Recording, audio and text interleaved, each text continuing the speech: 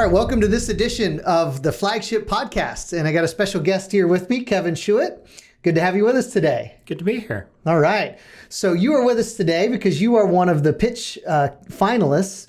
And our pitch event is coming up on February the 20th at 6 p.m. Would love for people to come out and support the community and see what's going on. And so Kevin owns Railroad Escapes in Alexandria, correct? Correct. And so that is like escape room, right? Stuff? Yeah. So tell us a little bit about what you do and kind of how you got started.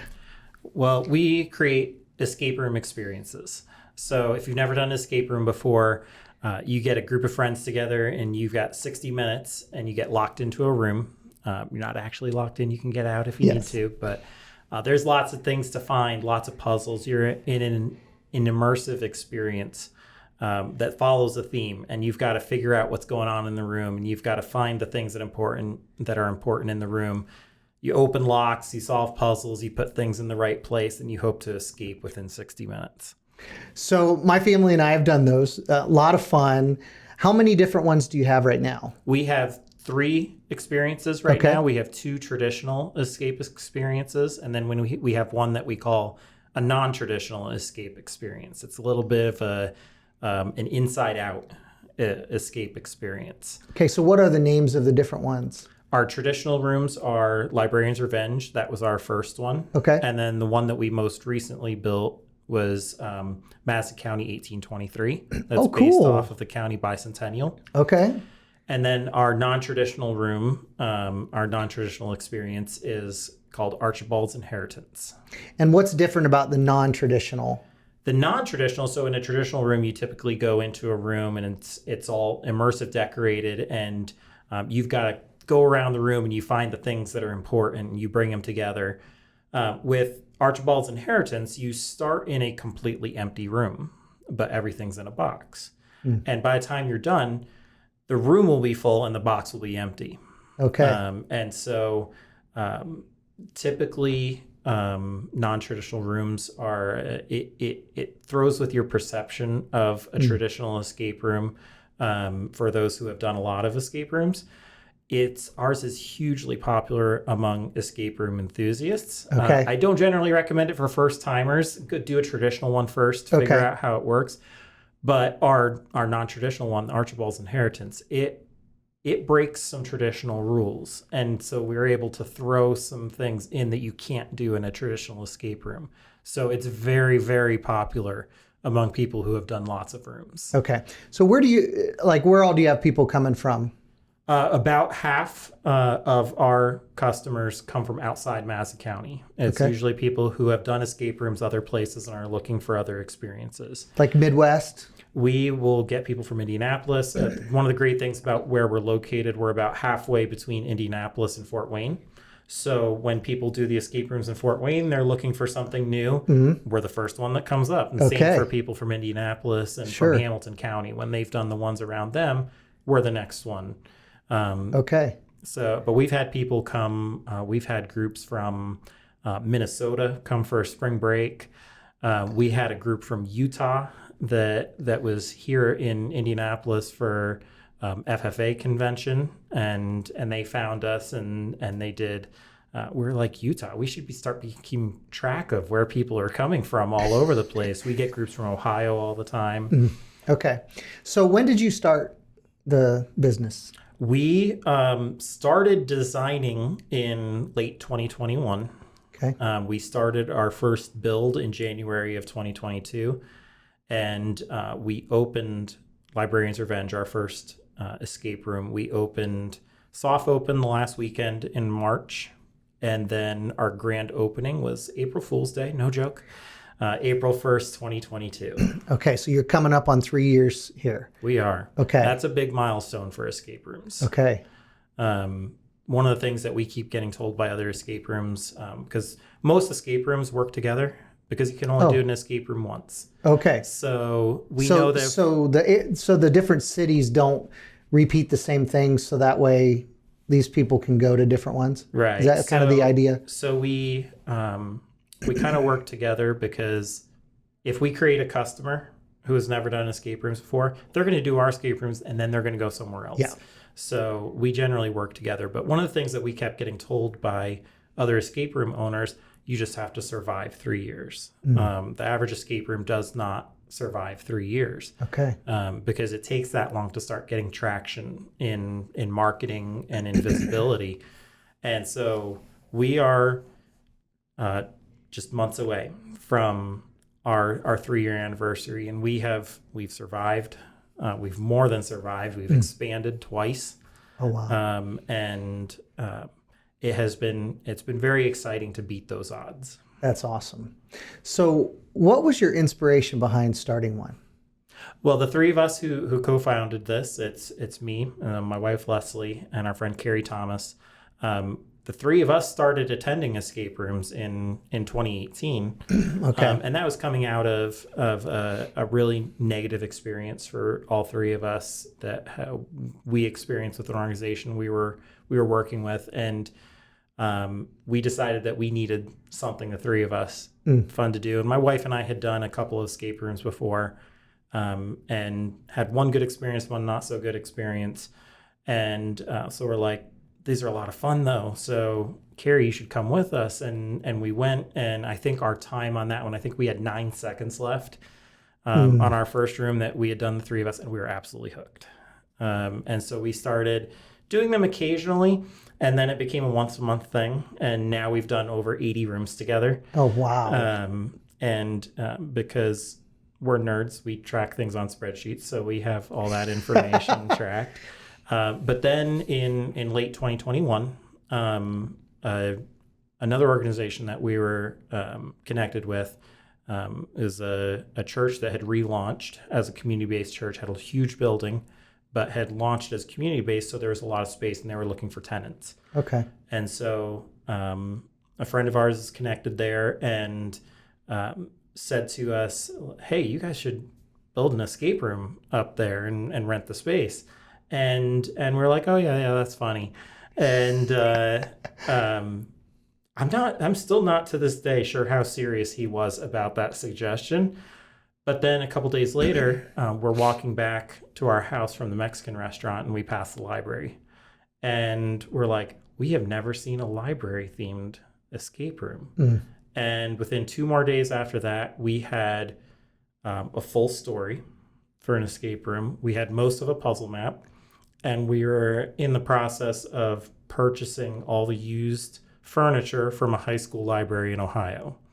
So you create the whole idea? Mm-hmm. So this isn't like a franchise type thing. This is, no, you design your own. We design, we create the stories, we create the design, and we do the vast majority of the build ourselves. Okay. And we pride ourselves in the quality of our designs. Now, so you're in Ellick, and does pretty much everybody in town know about it? We have people who live a few houses away that will say, hey, we went on Google and we saw, we were looking to do something fun, and it popped up. We had no idea you were here. And again, that's something that we've heard from other escape rooms, escape room owners, that especially in those first 3 years, people will live next door to you and still have no idea. So you're renting space in a church building? We are. Is that what it is? On the 3rd floor at the church at Broadway Park. Okay. Is that like in downtown? It is 2 blocks west of Harrison Street, downtown at Alec. Okay. And so now you applied for the pitch, and we had 36 businesses that applied for it, and we have 7 finalists. So you're one of 7, and so it was a great pitch idea, and we were excited to hear it and excited to hear you share about it. Can you just give us a little bit of a idea of, if you were to win, because it's a $25,000 grand prize, if you were to win that package prize, what would you be able to do with that? Winning this would put us on a massive trajectory of growth. We're on a good trajectory right now. We keep calling it the snowball. We've got the snowball rolling, and and it's going. And some of these things that we want to do, we're going to get there. Some other things have time commitments, and winning the pitch lets us reach those things faster than we had originally expected, and would allow us to meet some of those deadlines. So the first thing that we absolutely want to do is that we already have a room design, a room story. It's the best one we've got.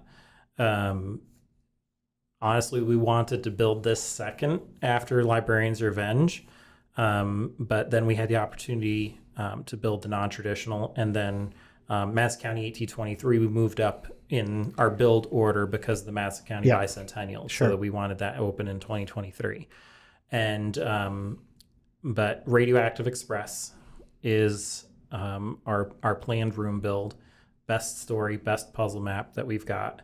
And so give us a teaser. What is that? So in Radioactive Express, I love talking about it. We've got it on our website, and literally just the name. And about half our customers come and say, when are you opening that one?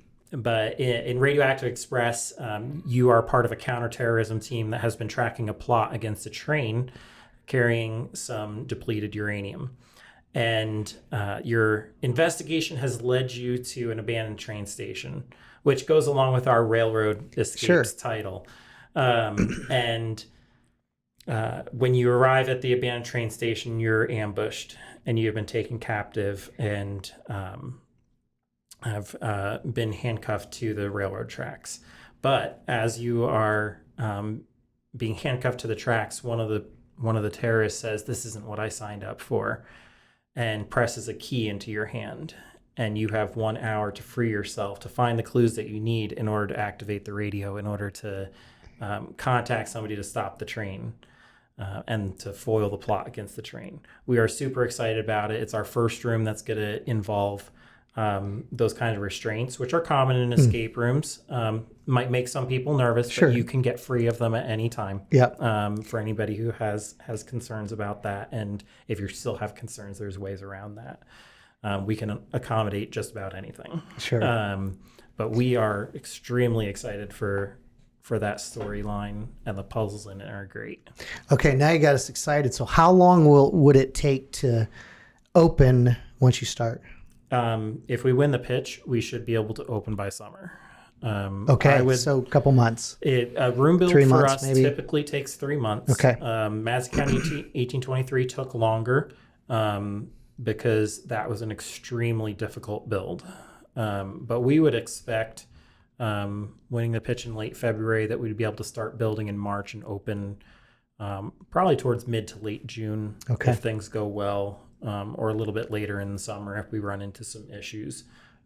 Any build runs into a few issues. Every build needs a few adjustments. And where you're at, you have room to expand to other We do spaces. have room to expand for Radioactive Express. And then after building that, our plan is we just started working with the Madison County Historical Society.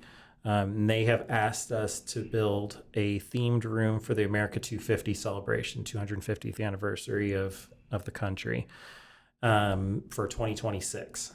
So after building Radioactive Express, we've got one more space available to us, and we can then launch into building for the America 250 celebration. We still need to develop a theme for that. We do have a list of puzzles that we haven't used yet that we think we can incorporate into that. But then that lets us, and that's the thing that's on a time crunch. That we do want to have that open by the start of 2026. For a part of that celebration. But having that open by 2026, we can then, we're already working on partnering with the schools for some field trip opportunities for our Madison County 1823 room. But the America 250 room, we are trying to keep that in a broader theme than just Madison County, so that Madison County schools can come for a field trip experience on that, but so that schools outside the county can come into the county as an experience for that as well. And if we win the pitch and we build Radioactive Express and then we build the America 250 room, we're absolutely off to the races on on anything else, we're looking into opening more locations. We're looking into franchising opportunities and other growth. We're looking into hiring more staff for supporting that growth, opening more days of the week. So winning the pitch turns the snowball into an avalanche for us. And so the potential is absolutely enormous. And on a lot of these things, we know we're going to get there eventually.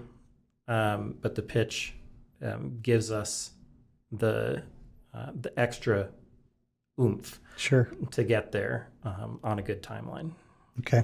So what's the story behind the name of the business, Railroad Escapes? Railroad Escapes, that name, Carrie Thomas, the other co-founder along with me and my wife, she was the one who came up with the name.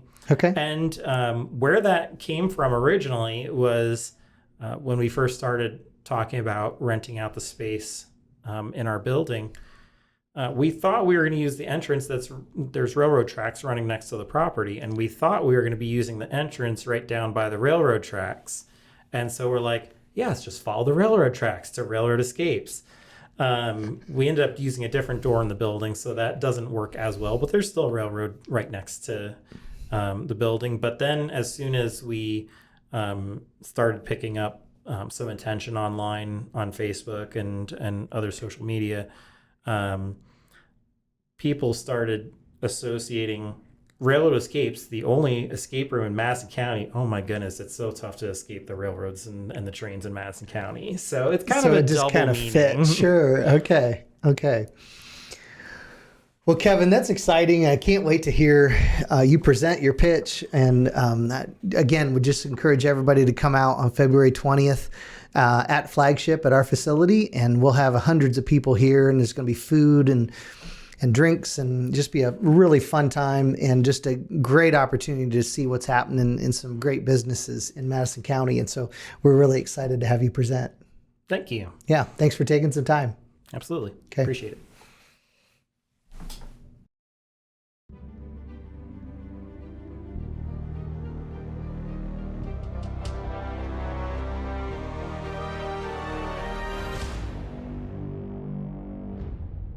Thanks for listening to the Flagship podcast, sponsored by Pinnacle Systems.